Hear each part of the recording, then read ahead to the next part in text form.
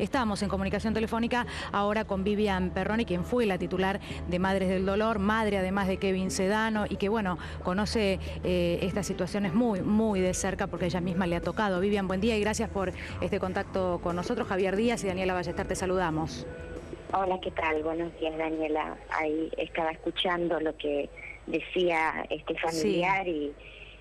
Y la verdad que es difícil juzgar, ¿no? Porque uno entiende que cuando ocurren estos hechos quizás quedan menores sin una educación o menores sin el sueldo que ingresaba el padre, pero también lo que tenemos que pensar es ¿por qué la parte penal, por qué todo lo que tiene que ver con la justicia penal no sigue adelante? Una cosa es lo civil, una cosa es el arreglo económico, que uno comprende que la familia tiene que seguir adelante, pero después los jueces tienen que ver, bueno, qué ocurre con el juicio penal, ¿no? Como recién decía la señora, esto puede llegar a recibir, si es homicidio culposo, una sentencia de entre 2 a 5 años. O sea que puede estar preso 5 años, 4 años.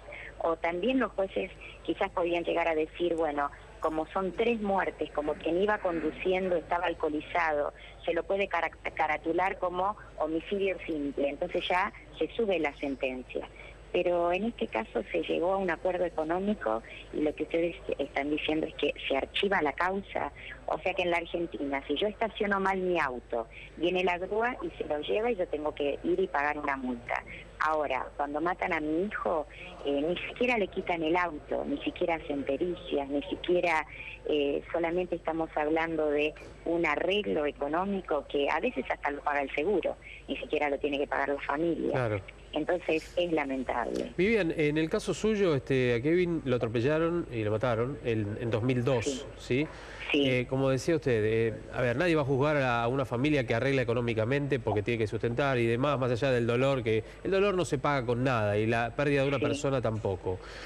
Pero reparo lo que decía usted, la cuestión penal, aquel que atropella y después tal vez pueda hasta volver a manejar, queda excarcelado sabiendo del peligro, habría que cambiar las leyes entonces a otra cuestión, más allá de que esta esté dentro de las posibilidades de arreglo. Tendría que ser más dura la sanción para aquellos automovilistas que incurren obviamente no solamente en homicidios, sino también en lesiones graves.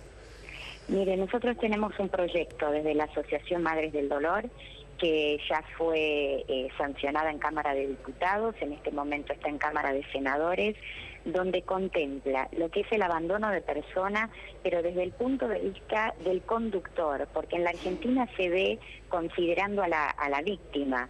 Como Eduardo Suquiasian atropelló a mi hijo Kevin, y Kevin estaba con 2 amigos, no se consideró abandono de persona porque Kevin estaba rodeado de gente.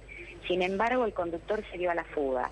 Y este proyecto también contempla el matar con exceso de alcohol en sangre y con estupefacientes en sangre. Entonces, si este proyecto se convierte en ley, ya sería un agravante el hecho de matar y hacer abandono de persona con respecto al conductor, el hecho de matar conduciendo un auto y estar en estado de ebriedad, como lo tuvo Dolce, y el hecho de matar después de haber ingerido drogas. Bueno, recordemos que se vote. En este caso, Vivian, que usted justamente lo mencionaba, y por eso se lo detallo, 1,14 de alcohol en sangre le encontraron. Recordemos que este joven había pasado la noche en un boliche de Costanera, por eso a las 6:10 de la mañana se encontraba en Panamericana intentando regresar a su casa, y que según las imágenes que veíamos de cómo quedó la camioneta luego del accidente, quedó totalmente destruida y sobre el vehículo de estas 3 personas, y este joven con muchas dificultades también para poder escapar del lugar en plena Panamericana, ¿no?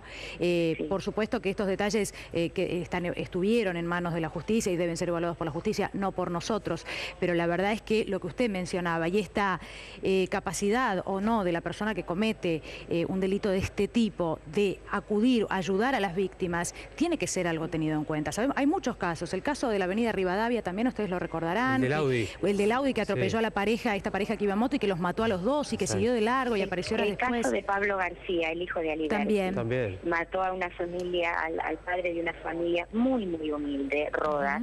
Y bueno, yo no sé si este hecho no va a terminar exactamente igual. Yo muchas veces hablo con la viuda y no tienen para comer, no tiene para mandar a su hijo al colegio. Entonces uno comprende, está bien, que se haga cargo de la educación de los chicos, pero aparte está el juicio penal, que tendrá que cumplir con una sentencia porque iba conduciendo a exceso de velocidad en estado de ebriedad, o quítenle el registro. Claro, pues esta persona vuelve a conducir, ese es otro tema. Y me recuerda el caso, Vivian, del padre que en la autopista Buenos Aires-La Plata hace unos días, es un caso totalmente distinto porque no hubo víctimas fatales, pero le deja conducir a su hijo porque, bueno, quería darle un gusto y también.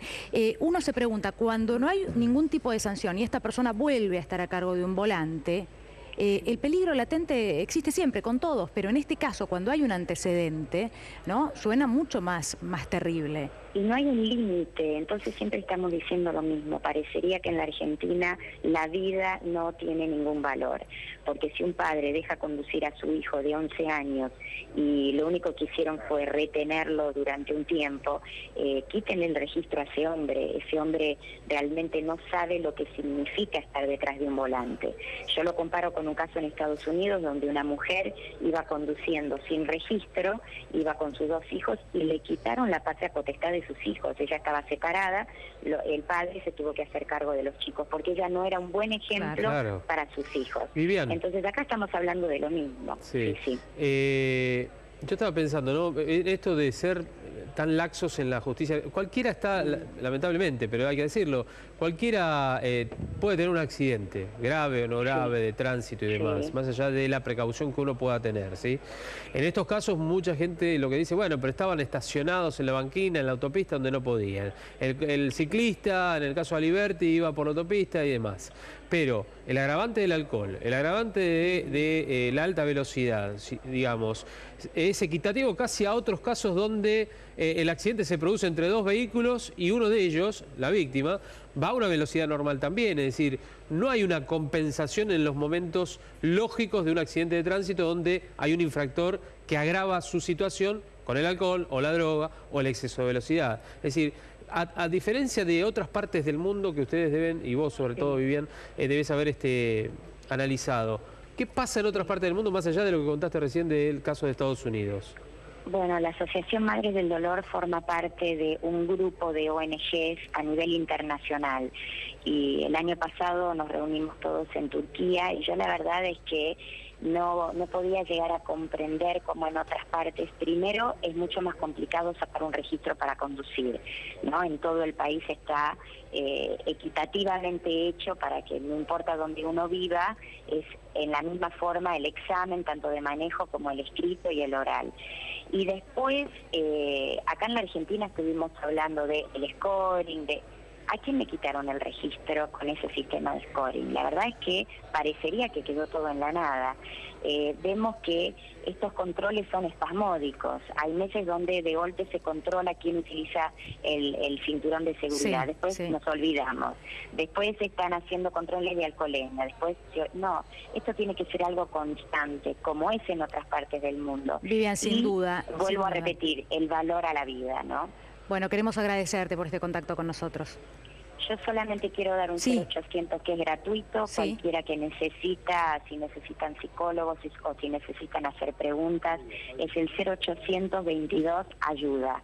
Ahí se pueden comunicar con nosotras, con la Asociación Madres del Dolor, y bueno, estamos acompañando a familiares de víctimas. Bien, gracias, Vivian. Muchísimas gracias, un abrazo.